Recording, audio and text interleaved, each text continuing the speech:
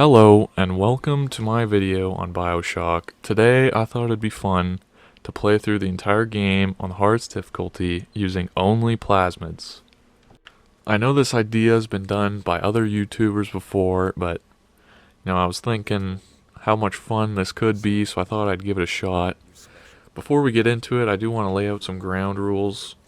For number one, we cannot do any direct damage other than plasmids, so no guns, no wrench, no nothing. If another enemy does end up hitting a different enemy, then that's fair game, just as long as the damage that I do only comes from plasmids. Rule number two is I will not be using any security bots. I do end up using turrets though.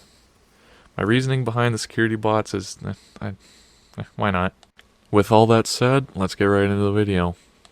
After surviving a plane crash in the ocean, Andrew Ryan invites us to watch his slideshow that goes on for way too long before we finally get to the underwater city of Rapture. Unfortunately, there are two mandatory times that you have to use the wrench. One being the first guy before you get the electroshock plasmid, and the second being in the next tutorial showing off how to use the plasmid. So after getting disappointed by having to use the wrench, we finally get to inject that sweet stuff right into our veins and get our first plasmid electroshock.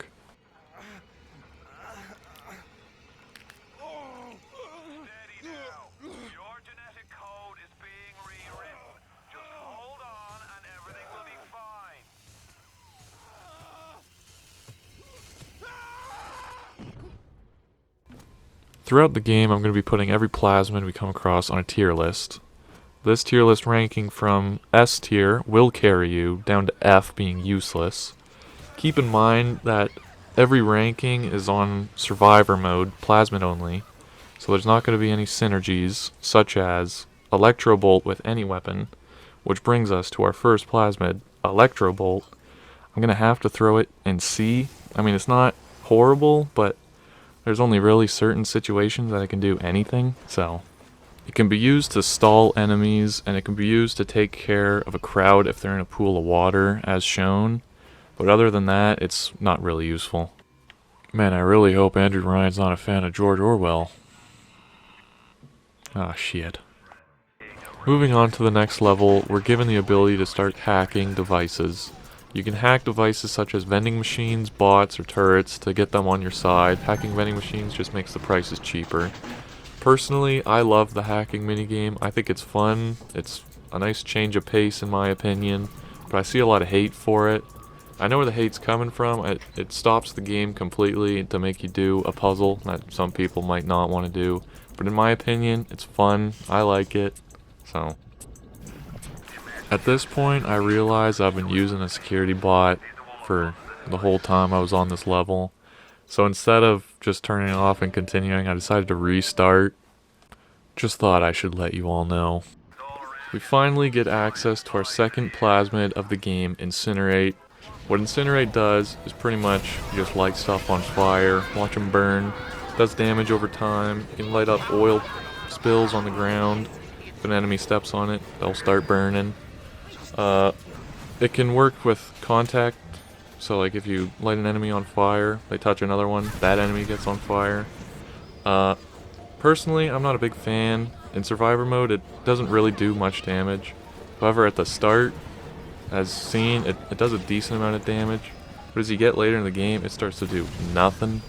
So I'm gonna have to throw it in A tier. It's really good for early game, but once you get later, it becomes useless.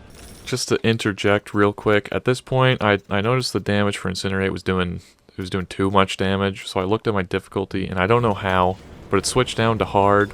I could have sworn I had it on survivor at the start, and for the whole first level. I don't know why it switched, but I changed it back to survivor when I noticed, and in every level I kept checking to make sure it was still on survivor, which it was, thankfully, but yeah.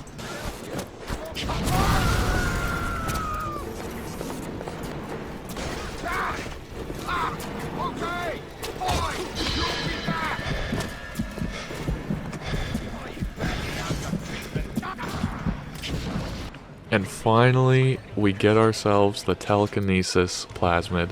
This plasmid is hands down the best in the entire game. It does the most damage out of any. It uses the least amount of Eve out of any. You just pick up any object, hit someone with it, it's either an insta-kill or it does a big chunk of damage. The only time it falls short is if you're fighting a big daddy and the only things you have to throw are people or just random objects. Ideally, when you're fighting one, you'd want to have a dead body of either a big daddy or a Rosie, because they would deal the most chunks of damage. Either that or an explosive barrel. But either way, best plasmid in the game, hands down, S tier. Not a whole lot to show for the Dr. Steinman fight. All you really gotta do is run in, find stuff to pick up, throw it at him, maybe light him on fire, and repeat that. Similar to every other boss fight in Bioshock, it's really simple and easy to beat. Beating Dr. Steinman, we're then introduced to a new character in the game, Tenenbaum, or however you pronounce it. At first, she seems like a pretty nice lady trying to protect all these children around in the game. But then you realize that she's the reason why they become a host for Adam, and they look weird and were kidnapped from their parents. So really, she's not a good guy, but she pretends to be one. She also gives you the option to rescue little sisters. The difference between rescuing and harvesting is rescuing will give you, I believe it's 80 Adam. Harvesting will give you 160. However, if you rescue 3 little sisters, you'll get a gift from them, which includes 200 Adam, so there's really no reason to harvest them at all in the game. This should be easy. Excuse me? Did his health bar even move? Now, surely I'm doing some damage, right? Let's try again. What the fuck? Alright, so we've officially ran into our first roadblock of the challenge. Technically, you don't have to kill him. However, for the run I'm doing, I kind of need to, because I need all the Adam I can get. So I guess I'll just have to keep trying at this guy until I find some sort of way to kill him. Alright, to kill this big daddy, we're going to have to think of some out-of-the-box ideas in order to deal some good damage. My first idea was to try and lure him down to a nitro splicer, so I could use telekinesis on the grenades and throw him back at the big daddy. This idea did seem to work. The grenades from the splicers do pretty decent damage against the big daddy. However, there were a few issues with this method. One being that I couldn't necessarily keep the splicer alive, so he ended up dying. And 2, there is not an infinite amount of Eve on this map. Neither is there an infinite amount of money, so I could not keep up constantly using my Eve to throw back the grenades. So I had to think of something else to do. As I was walking around the map looking for different stuff to use, I ended up walking into this hallway with an RPG turret at the end of it. And I didn't really think much of it, because at this point I didn't want to have to use turrets, so I didn't want to hack it. But eventually he just ended up walking up to it and the turret just went ham on him and killed him for me. So on that note, we finally get the little sister, rescue her, and we're finally done with the second level of the game. I really hope there's not 3 big daddies in one level at a time. That would really mess everything up. Oh, there's a Rosie right at the start of the level? Yeah, might as well get rid of it now. Wait. Stop. Please. Hold on. Well shit, man. This is gonna be harder than I thought. I died 4 times trying to beat this Rosie before I found out that he got rid of the little sister, so I was doing it for nothing. Man, it would be really annoying if I ended up dying way more times later into this level. After getting the camera, we get our next plasmid, Security Bullseye. Oh man, what can I say about this plasmid? Well, first off, it carried the run.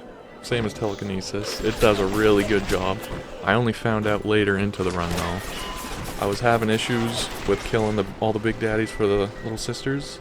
I ended up using this thing and it carried me. It killed them easily with all the security bots and whatnot. I'm gonna have to throw it on the S tier along with telekinesis, because those 2 plasmids really carried the whole thing. I probably wouldn't have finished it if I didn't figure out that security command was actually good. Before finishing off the level, I had to take care of the 2 remaining Rosies that were in the way of the little sisters. This was definitely not a pain in my ass. I only died 37 times. This level took me an hour and 20 minutes to beat, compared to the first level only taking me 20. So at this point, it seemed to me that getting more Atom for my run was going to be much more of a pain in the ass than I had hoped for it to be. I wish I had known Security Command was the frickin' best Plasmid in the game at this point, because I would definitely not have died 37 times if I knew that. After fighting this Rosie for 40 or so minutes, I stumble upon another Rosie fighting him for me, as if it was a gift sent down from Andrew Ryan himself. As a way of saying thank you to my Rosie friend, I decided to name him Ralph, so that I will never forget the kind thing he did for me on this day. After finally finishing off all the Rosies, we go to Peach Wilkins and we let us walk into his locked room and have some fun with him. Smuggler's Hideout, the longest and hardest level in the game, and oh, we're done. Arcadia, the forest under the ocean. This is the place where Rapture gets all its oxygen from, and it is also the last level standing in the way from my favorite level in the game, Fort Frolic. When we get to the farmer's market, which I consider the same level as Arcadia, we get our hands on our next Plasmid, Insect Swarm. What Insect Swarm does is pretty much you send out a swarm of bees from your hand that stuns and deals very little damage to enemies. Even though it is my personal favorite Plasmid in the game, it's just not that good. At best, it can be a C when you're, mixing it with guns and whatnot. But for this run, it had really no benefit at all. So I'm going to have to throw it in the D. It wasn't necessarily useless, because it could stall enemies, which is good for certain situations. But it's just not good. Jumping right into the next Plasmid we get, Hypnotize Big Daddy. What Hypnotize Big Daddy does, believe it or not, it hypnotizes Big Daddies and Rosies to fight along you on your side. Meaning, we can turn every Rosie we find into our friend Ralph. It is a very good Plasmid that can be very useful in a lot of situations. However, Telekinesis and Security Bullseye just does a better job than Hypnotize Big Daddy. For example, when fighting any regular Leadhead or any Splicer really, Telekinesis is more than enough to one-shot or two-shot any of those enemies, meaning you don't need a Big Daddy to fight with you. And taking care of other Big Daddies, Security Bullseye just does a much better job, it's much safer, and you don't have to find a second Big Daddy to tame it. So in saying all that, I'm going to have to throw it in the B tier. It's a very good Plasmid. Maybe even A tier. I wouldn't be against putting it in A tier, but it's just not used in every situation, unlike Telekinesis and Security Bullseye. After saving the trees from Andrew Ryan's bad breath, we finally make our way towards Fort Frolic. Fort Frolic, home of the artist and a gambler's delight. Taking a break from helping Atlas, we now have to help Mr. Sander Cohen get 4 pictures of 4 different men. First picture went out in a blaze of glory. Second picture was as cold as ice. And the third picture had me visit a strip club. Before I got the 4th picture, I decided to fight a Big Daddy for 28 minutes. To this point, I was still not using Security Bullseye, which was a big mistake. And back to getting photos, I saved before I went in for the 4th, because this part of the game has crashed for me multiple times, making me restart the whole level. Thankfully, it didn't happen on this run, but it's better to be safe than sorry. Now that I'm done with taking pictures, all I gotta do is clean up the 2 Big Daddies left in the level. And no, I didn't kill Sander Cohen because I was planning to do it later in the game, but I completely forgot to. After throwing cash registers at a Big Daddy for a solid 6 minutes, I finally decided to equip Security Bullseye. And this decision is what made the run from being maybe 20 hours long down to only 8.5 hours. It's just such a good plasmid. I feel like people sleep on it too much. I mean, even I did up until this point. Having a bunch of security bots just come out and start shooting the Big Daddy, it just makes it so much easier to kill him. And I don't know why, but every time I say Big Daddy, I just start physically cringing. I don't know, maybe it's just because it reminds me of my ex. I have no idea. But anyway, that's another Big Daddy down in record time. Just one more Big Daddy to kill, and we can move on to the next level, Hepatitis. Jumping right into the next plasmid, we have Cyclone Trap. What Cyclone Trap does is you place a trap on the ground that when ran over by enemies will be launched into the air, dealing damage on the way down. Its greatest use is when being used for crowd control. As shown in the video, you can use it when you're turning the magma wheel on Hepatitis. You can put it on the doors so that whenever enemies come in, they'll just be launched up and then the turrets can start shooting them. I consider Cyclone Trap a very good plasmid, although I wouldn't say it's on the same level as Incinerate, so I'm going to have to throw it in the B tier. It's good, but it's just not good enough. After dropping the 3rd bomb, we make our way out of Hepatitis towards Andrew Ryan's personal office. Once we reach Andrew Ryan's office, we find the phrase, "Would you kindly," written on the wall, making us realize that we were being controlled by Atlas this entire time whenever he used this phrase. So I would like to take this moment to say, would you kindly like, subscribe, and leave a comment with any tip, criticism, or video idea for my next video. Anyway, let's get right back to it. Ah shit, that's not a plasmid. Well, turns out Atlas wasn't who he said he was, and now I'm questioning if we can trust anybody in this game.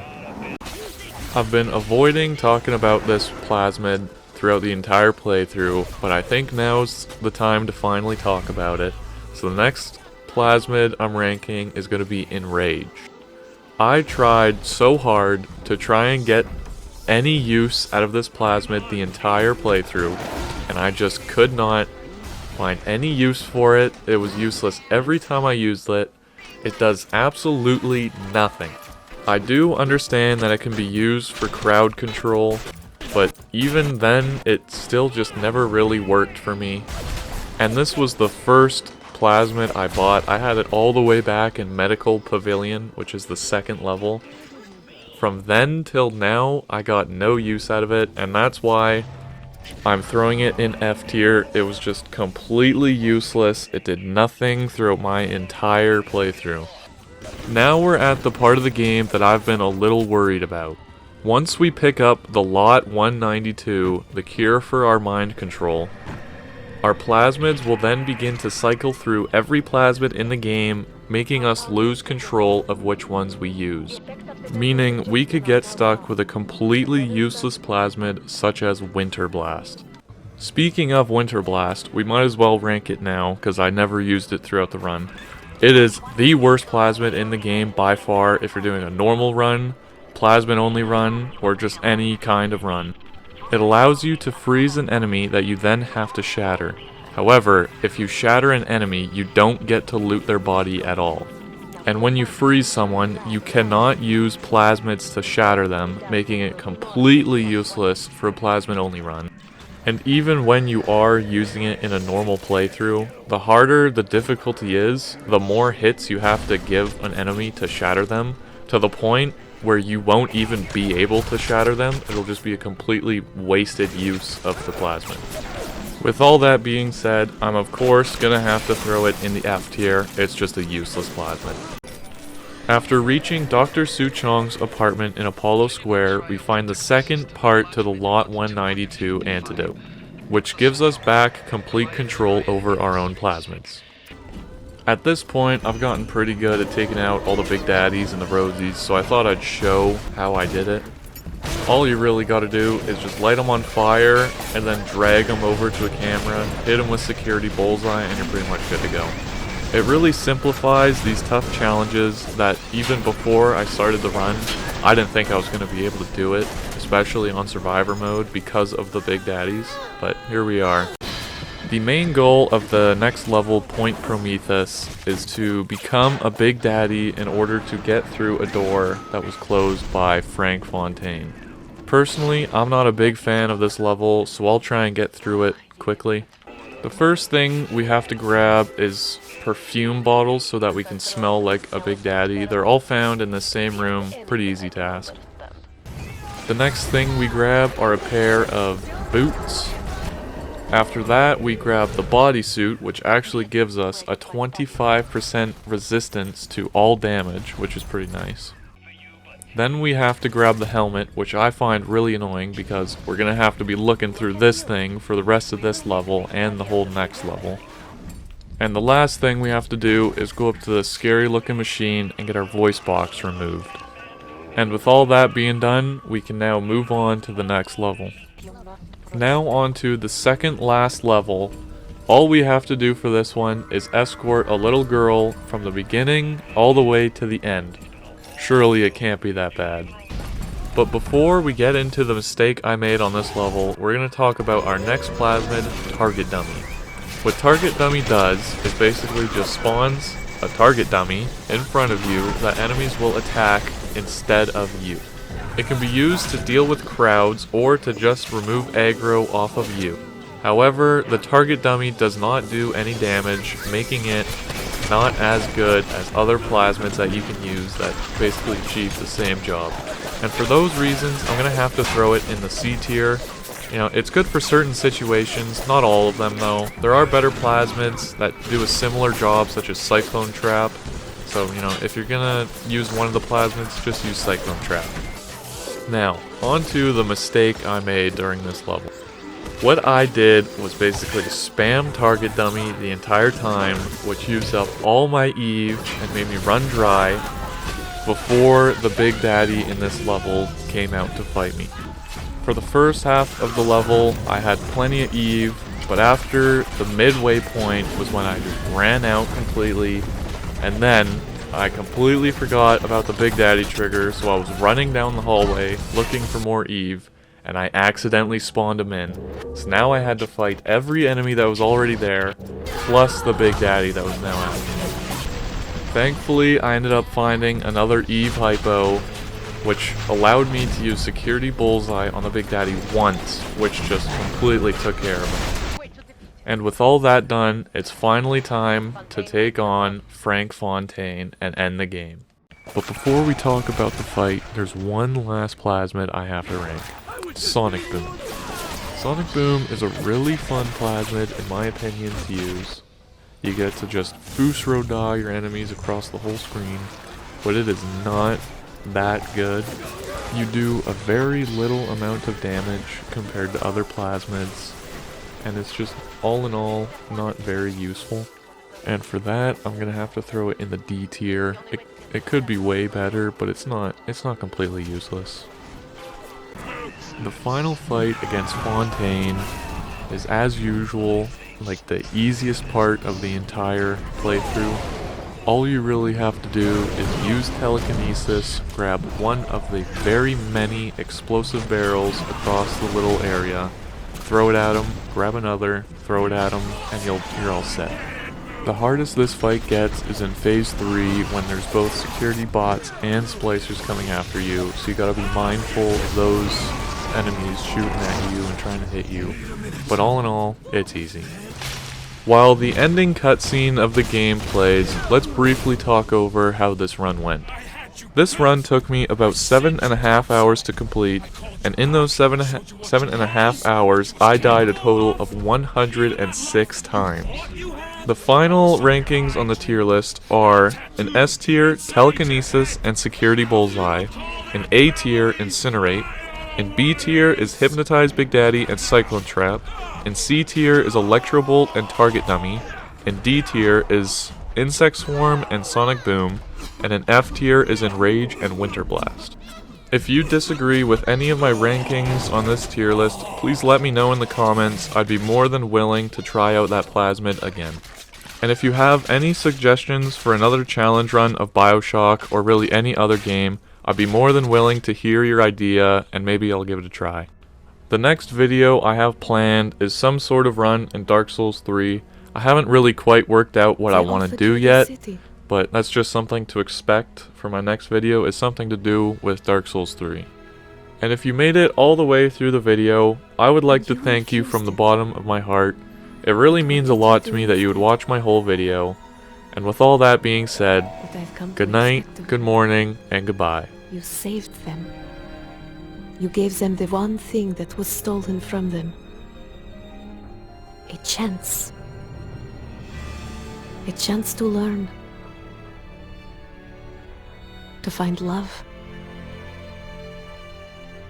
To live. And in the end, what was your reward? You never said. But I think I know. A family.